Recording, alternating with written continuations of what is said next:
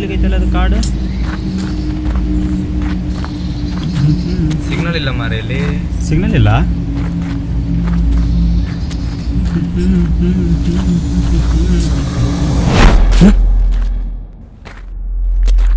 ಏನಾಯ್ತು?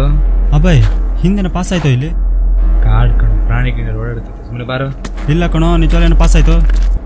ಒಂದ್ಸಲ ಅರ್ಥ ಆಗಲ್ವಾ? ಕಾಡ್ ಮಾರಯ್ಯ, ಪ್ರಾಣಿ ಗಿಡ ಓಡಾಡ್ತಿರುತ್ತೆ. ಬರ. ಹೌದಾ? ನಾವಿರುವ ತಾಣವೇ ಗಂಧ.